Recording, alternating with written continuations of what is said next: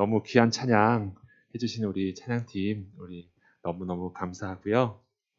오늘 우리가 함께 하나님의 큰 은혜 받았으면 좋겠습니다. 우리 친구들 대미나에서 예배를 드린 중에서 아마 오늘이 제일 많이 온 것 같아요. 혹시 여기서 참여하지 못한 우리 비대면으로 드리고 있는 우리 친구들, 그곳에서도 하나님께서 계시니까 그곳에서 하나님의 큰 은혜를 누리는 우리 친구들 되었으면 좋겠습니다. 오늘은 올해 들어서 가장 짧은 구절, 단 한 구절입니다. 그렇죠? 한 절에 불과한 되게 짧은 장입니다. 하지만 이 안에 정말 풍성한 내용이 있어서 어떻게 이거를 너무 많은 내용이 있어서 제가 고민이 됐을 정도로 이 안에 많은 내용이 있습니다. 우리가 지난 시간에 한번 다시 생각을 해보겠습니다. 모세라는 하나님께서 죽을 수밖에 없는 한 아이가 있었다고 했죠. 그 죽을 수밖에 없는 이 아이, 불운한 운명을 태어난 이 아이는 두 여인의 돌봄으로 말미암아 구원을 받습니다. 그리고 그는 자신의 동족, 자신의 민족들은 이집트에서 노예 생활을 하지만 자기는 이집트 공주의 양자입니다. 왕자예요. 그렇기 때문에 부귀영화를 누릴 수 있고 수없이 많은 유혹들이 있음에도 불구하고 히브리서는 그 모세의 삶을 보고 무엇이라고 얘기하냐면 하늘의 상주심을 바라보면서 이 땅의 보화를 염두에 두지 않고 자신의 민족들과 같이 고난을 받는 것을 즐겨했던 정말로 하나님 보시기 아름다운 삶을 살았다고 고백을 하고 있어요. 전하고 있습니다.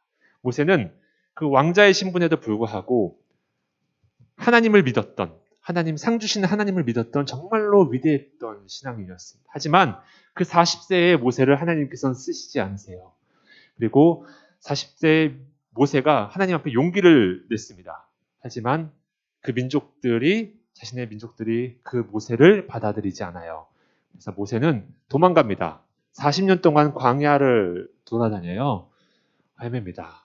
그는 아무것도 없어요. 있는 것이라고는 지팡이 하나, 그리고 나이는 80세가 되었습니다. 그때 하나님께서 불러주세요. 모세에게 불러주셔서 엄청나게 중요한 사명, 성경 역사상 가장 중요한 사건일 수도 있어요. 구약 성경에서는. 그 역사적인 순간의 지도자로 불러주십니다. 그리고 모세와 그리고 그의 형 아론을 이 둘을 하나님께서 보내주세요. 그래서 우리가 지난 시간 이집트 파라오 앞에 가서 나가게 해주세요 하는데 여러분 보내겠습니까? 둘이 왔는데 보내주지 않죠. 그랬을 때 하나님께서는 9가지의 재앙을 계속 연달아서 하십니다. 그 재앙 앞에서 이집트 파라왕은 하나님의 말씀에 순종하지 못해요. 그 능력을 보았음에도 불구하고.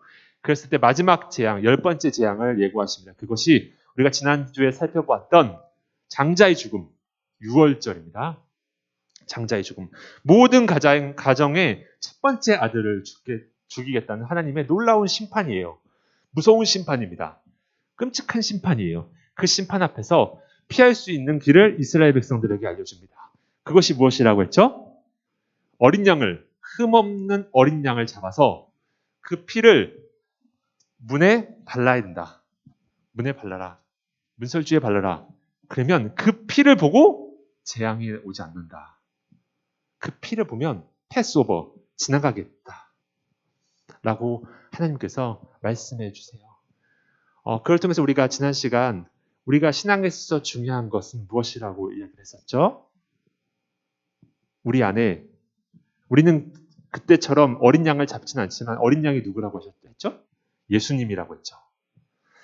여기 한 4명 친구가 이게 뭔 말인가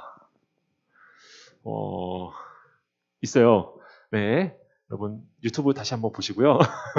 보시고 여러분 한번 또 말씀 보시면 됩니다. 네, 어린 양. 지금 우리는 구약 시대처럼 이 예배를 드릴 그런 어린 양을 잡지는 않습니다. 하지만 신약에서 예수님께서 본인을 어린 양이라고 지칭을 하시고 성경에서는 신약 성경은 꾸준히 예수님을 어린 양이라고 흠없는 어린 양이십니다. 하나님이시기 때문에 영원하시죠. 그렇기 때문에 한 번에 영원하신 제사를 드렸습니다. 그분의 보혈로 말미암아, 그분의 피로 말미암아 우리는 구원을 얻었어요.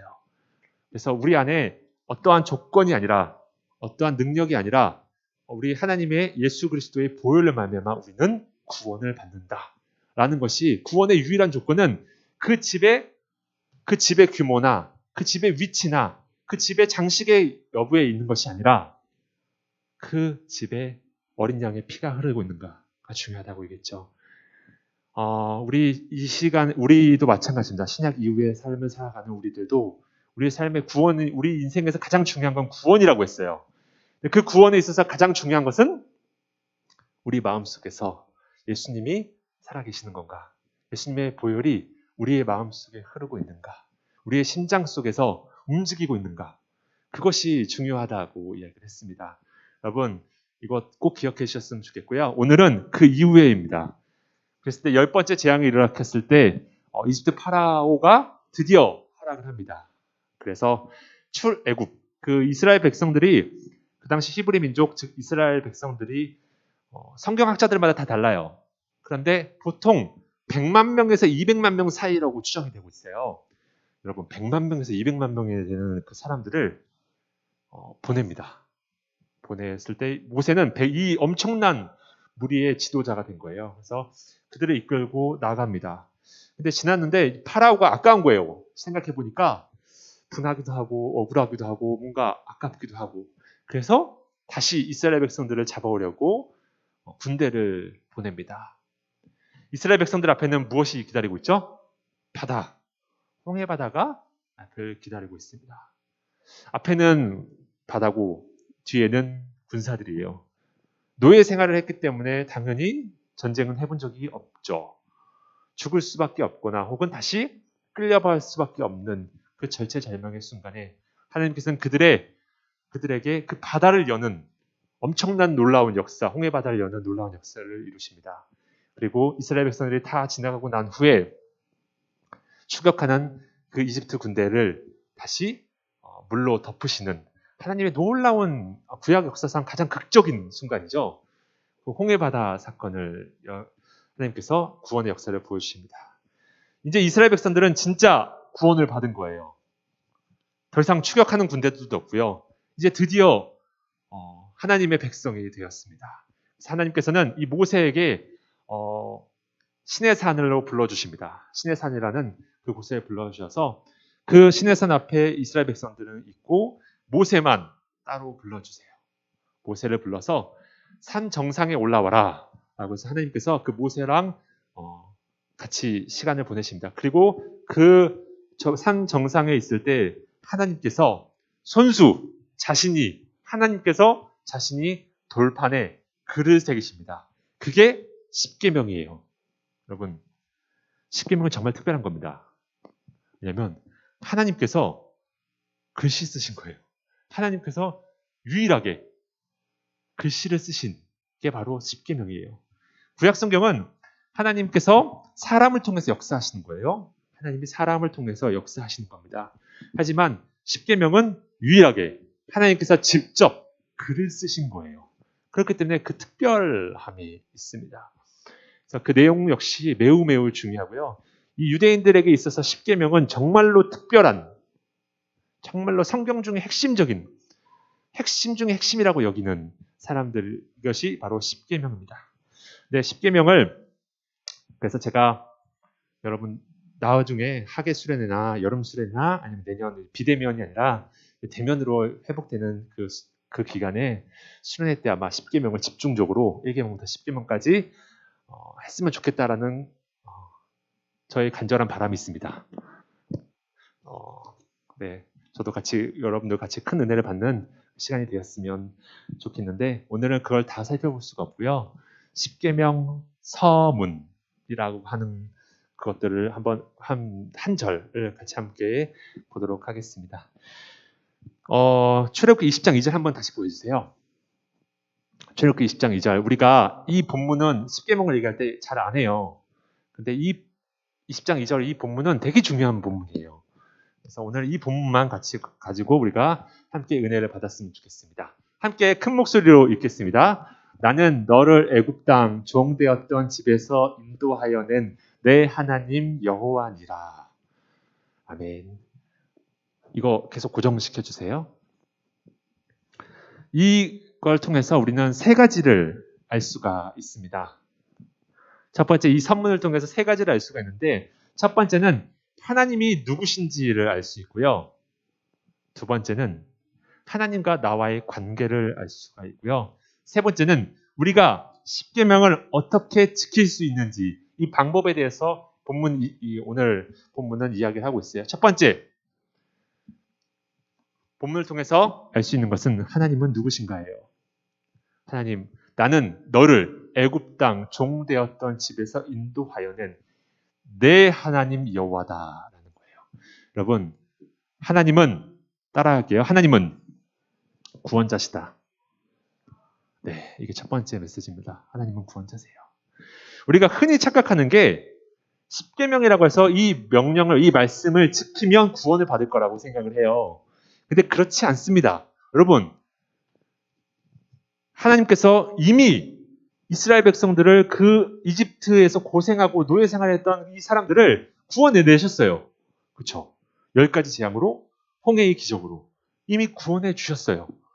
이미 구원받았습니다. 구원의 도구가 아니에요. 십계명을 지키면 구원을 받고 십계명 안 지키면 구원을 안 받는 그런 게 아닙니다.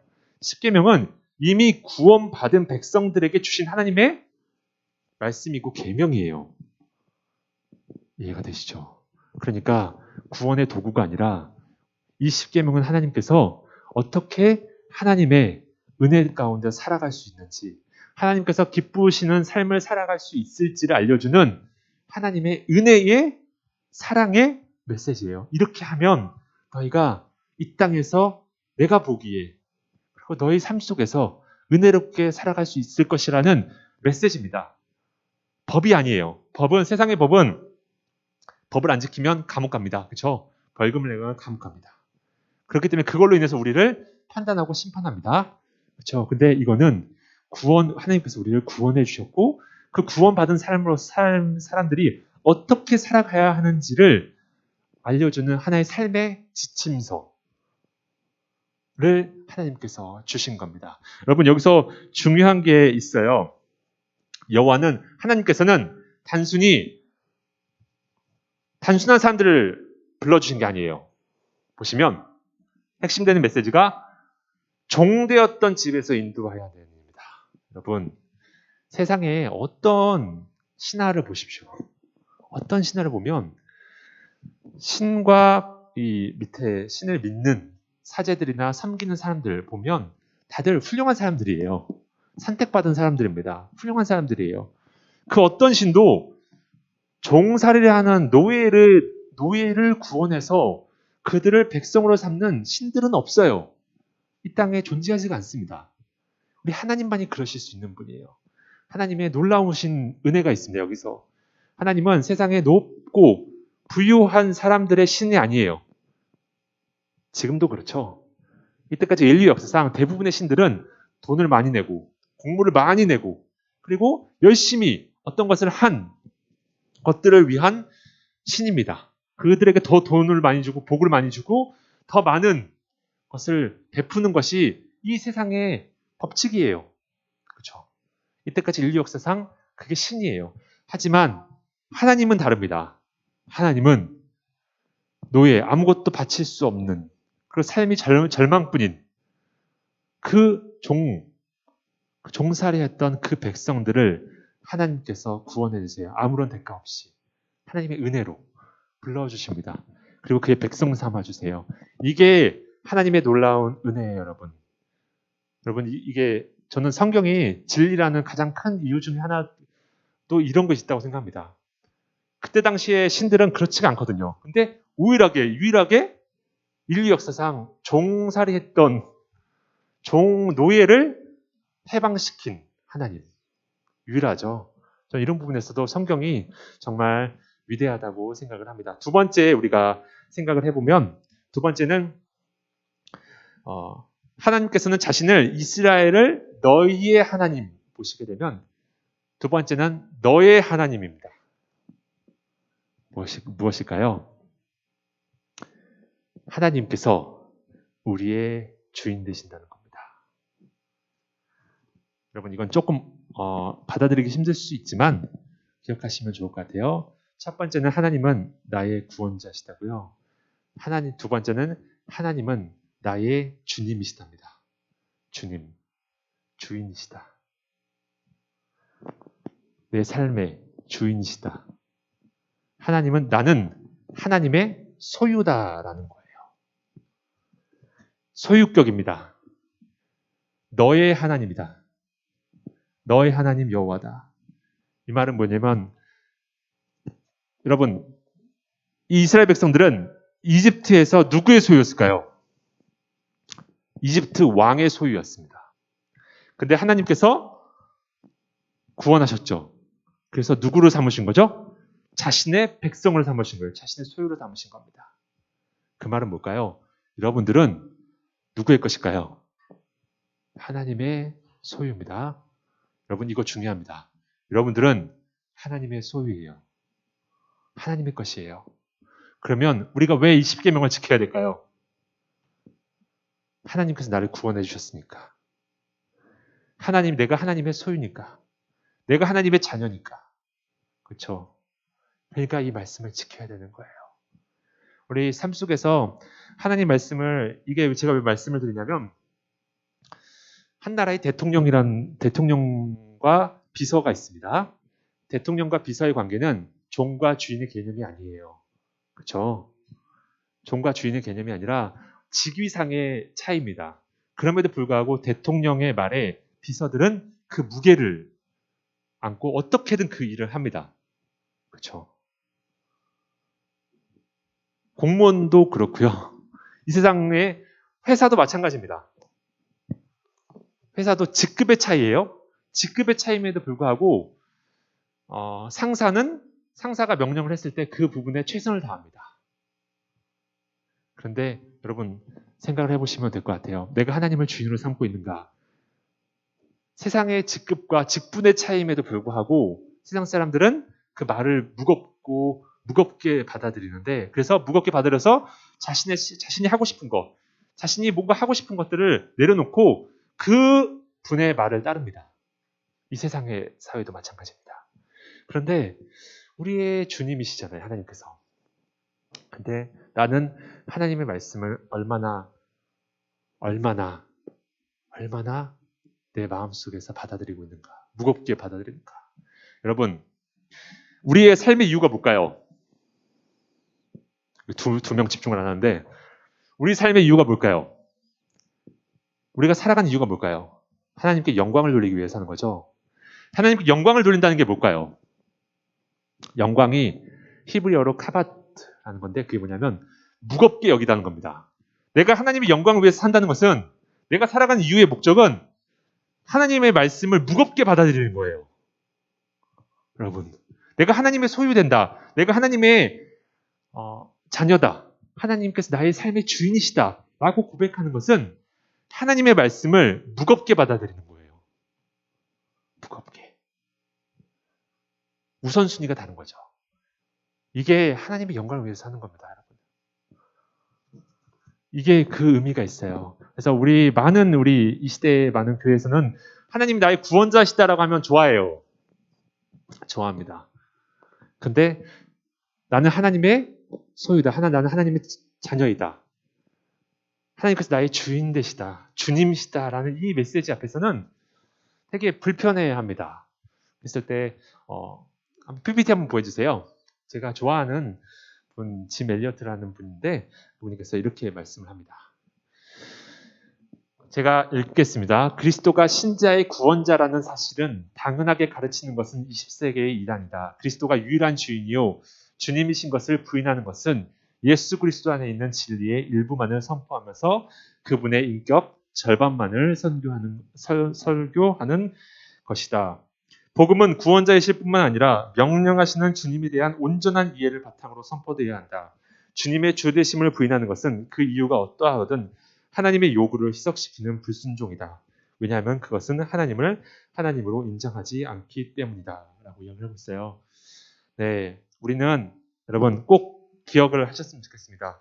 하나님은 나의 구원자시고 하나님은 나의 주님 되신다. 그렇기 때문에 우리는 어떻게 해야 된다? 하나님 말씀을 무겁게 받아들여야 된다. 그리고 그것을 지키려고 최선을 다해야 된다. 그것이 우리가 기억했으면 좋겠고요. 마지막으로 이스라엘 백성은 어떻게 십계명을 지킬 수 있을까? 다시 한번 20장 2절 한번 보여주세요. 어떻게 지킬 수 있을까? 십계명을 어떻게 여러분 지킬 수 있을까요? 1계명부터 10계명까지의 하나님의 말씀을 어떻게 지킬 수 있을까요? 그것은 이 본문에 나와 있어요. 나는 너를 애굽 땅 종되었던 집에서 인도하여 낸 내 하나님 여호와이다. 여러분, 사람이 시간이 지나면요, 그 기쁨이라는 게 금방 잊어져요. 인간이 그렇습니다. 여러분들 여기 2002년 월드컵을 여러분들은 기억을 못 하시겠죠. 근데 저는 기억합니다. 장난이 아니었거든요. 우리 기억하시는 우리 선생님들 계실 거예요. 근데 여러분들은 기억을 못 하죠. 근데 그때는 진짜 엄청났습니다. 여러분, 그냥 온 국민이 미쳤습니다. 온 국민이 미쳤어요. 축구에. 그랬던 날이 있어요. 근데 시간이 지나면 그 기쁨, 막 서로 모르는 사람들끼리 막 부둥켜 안고 울고 막 버스 위에 올라가고 막 그랬던 순간이 있어요. 막 진짜 장난이 아니었습니다. 온 국민이 하나가 됐던 순간인데 여러분 잊혀져요. 그렇죠? 여러분 박지성 아시죠? 박지성이 골 넣으면 난리가 났어요. 남자들은. 근데 은퇴를 했죠. 그때 그 기쁨. 여러분 손흥민을 한번 더 잘 알겠죠. 손흥민이 골 넣으면 장난 아니죠. 장난 아닙니다. 저는 징크스가 있어가지고 제가 보면 골 안 넣더라고요. 그래서 저는 최대한 안 보려고 노력합니다. 한 번씩 가끔씩 한번 들어가 보면 여전히 안 넣더라고 제가 넣으면. 그래서 연속골을 계속 넣고 있길래 한번 봤는데 안 넣더라고요. 골대 맞고. 그래서 제가 보진 않는데 여러분 어찌됐건 그 기쁨을 있습니다. 그 기쁨이 진짜 엄청난 환희 가운데 있다 할지라도 시간이 지나면 여러분 그거 잊어버려요. 근데 하나님께서는 이것을 잊지 않도록 그들에게 말씀해 주십니다. 어떻게 잊지 않을 수 있을까요? 그것은 너를 애굽 땅 종되었던 집에서 인도하여는 내 하나님 여호와다. 너의 신분이 무엇이다? 너의 원래 신분은 종이다. 여러분, 어떻게 우리가 신앙을 깨끗하게 유지할 수 있을까요? 변질되지 않을까요? 변하지 않을까요? 그것은 간단합니다, 여러분. 이 메시지 안에 있어요. 오늘 본문에 말해 있습니다. 내 정체성을 알아야 돼요, 여러분. 내 정체성을 끊임없이 기억할 때, 여러분, 그때 신앙의 순수함이 나옵니다. 여러분, 나의 정체성은 무엇인가요? 하나님 안 믿었으면 난 어떻게 됐을까요? 이스라엘 백성의 정체성은 무엇일까요? 이스라엘 백성은 종이에요. 노예입니다. 힘들게 태어나서부터 죽어라 일하고 죽을 때까지 죽어라 일하면서 죽을 수밖에 없는 전쟁터의 화살바지. 그렇죠? 그 역할을 하는 것이 노예예요. 아무런 자유가 없는 사람입니다. 근데 그들을 구원해 주신 게 하나님이시죠. 그렇죠? 여러분, 그 사실을 계속해서 기억하는 것, 정체성을 바로 아는 것이 중요합니다. 여러분, 우리가 어떻게 신앙의 순수성을 유지할 수 있을까요? 그것은 내 현실을 잘 알아야 된다고 생각합니다. 여러분, 이게 여러분들에게 어떤 의미가 왔지, 어떤 메시지로 닿을지는 전 잘 모르겠어요. 하지만 여러분, 기억하시면 좋을 것 같아요. 나는 하나님이 없으면 참으로 부패할 수밖에 없는 죄인이다. 그렇다는 것을 여러분들이 그것을 깊이 깨달으면 그것을 깨달을 때는 절대 부패하지 않습니다. 사람은. 여러분 언제 사람이 하나님을 거역한 줄 아십니까? 아담도부터 시작해가지고 역사의 다윗도 그렇고 역사의 솔로몬도 그렇고 언제 하나님을 떠난 줄 아십니까? 내 정체성을 잊어버릴 때 내 원래 신분은 종이다. 내 하나님 만나지 않았으면 난 죽을 수밖에 없는 하나님의 말씀을 잊지도 못하고 살아갈 수 없는 죄인이다. 라는 것을 잊어버렸을 때 모든 성경 인물들은 넘어져요. 그건 분명합니다. 여러분, 하나님의 말씀에 순수하게 십계명을 어떻게 지킬 수 있을까요? 우리가 하나님의 자녀잖아요. 우리가 하나님의 자녀인데 우리가 하나님께서 불러주시지 않았다면 우리는 죽을 수밖에 없는 죄인이었다라는 것을 여러분들이 깊이 깨달을 때 그것을 매일매일 잊지 않는다면 나는 노예다 같은 사람이었다 라는 것을 잊지 않는다면 여러분 절대 불편하잖아요. 사람은 타락하잖아요. 네, 여러분 이거를 깊이 이해하셨으면 좋겠어요. 히브리 사람들은요. 어찌됐건 물론 구약의 역사에 보면 그들이 하나님을 배반할 때도 있고요. 하나님을 떠날 때도 있어요. 하지만 지금도 3,500년이 지난 지금도 이 유대인들은요. 하나님의 말씀을 보존하고 그것을 지키려고 노력을 해요. 구약만. 어떻게 그 수많은 시간 동안 그렇게 지킬 수 있었을까요? 그 비결은 교육에 있습니다. 어려서부터 이 히브리인들, 유대인들은요. 무엇을 가르치냐면 그들이 4살, 5살 때부터 처음 하는 것이 너희의 신분을 알려준 거예요. 너희는 어떤 사람이다? 나는 너를 애국 땅 종되었던 집에서 인도하는 내 하나님이로다. 너희의 신분은 원래, 우리의 신분은 원래 노예였다. 우리의 신분은 노예였다. 그것을 가르치는 거예요. 우리는 이거를 10계명 서문이라고 해서 1계명에 넣지는 않습니다. 근데 유태인들은 이걸 1계명이라고 봐요. 그들의 집에 이 10계명이 적혀 있는데 제일 첫 마디가 이겁니다. 우리는 원래 종이었다. 노예였다. 이것을 그들은 끊임없이 어렸을 때 그들이 제일 처음에 듣는 말이 이겁니다. 이 말이에요. 끊임없이 교육하는 거예요, 여러분. 그랬을 때 이들이 그래도 하나님 말씀을 보존하려고 노력하는 일들이 일어나고 있습니다. 여러분, 우리도 마찬가지입니다. 우리도 신앙의 순수함, 여러분 잘 지키시리라고 믿습니다. 우리가 하나님의 이러한 정체성을 올바로 알고 그걸 깨달았을 때 우리 삶의 주인이 누구신지를 분명하게 깨달으라고 생각을 합니다. 오늘 말씀을 맺겠습니다. 오늘 3가지를 이야기를 했습니다. 첫 번째, 오늘 제가 한 설교가 제가 우리 교회 와서 이제 제가 우리 교회 온 지 6개월인데 6개월 동안 제일 어려운 설교였어요. 제일 어려운 설교였습니다. 더 쉽게 하려고 노력했지만 이게 최선입니다, 여러분. 공과 시간에 여러분들 꼭 나눠서 선생님들과 같이 나눴으면 좋겠는데 오늘 나눈 거 3가지입니다. 하나님은 나의 구원자시다. 두 번째, 나는 하나님의 소유다. 하나님이 나의 주인이시다. 신앙이란 결국 주님의 주인 되심을 고백하는 것이다. 마지막 3번째, 어떻게 신앙의 순수성을 지킬 수 있을까? 나의 정체성을 알아야 된다. 나는 하나님 만나기 전에 죄의 종이었고 구원을 받을 수 없는 사람이다. 그런데 하나님께서 나를 불러주셨다. 그 신앙의 정체성을 여러분들이 기억한다면 결코 여러분들 10계명을 떠나지 않고 하나님의 말씀을 지킬 수 있으라고 믿습니다. 여러분들 모두 이 말씀을 잘 기억할 수 있으면 좋겠습니다. 제가 기도하고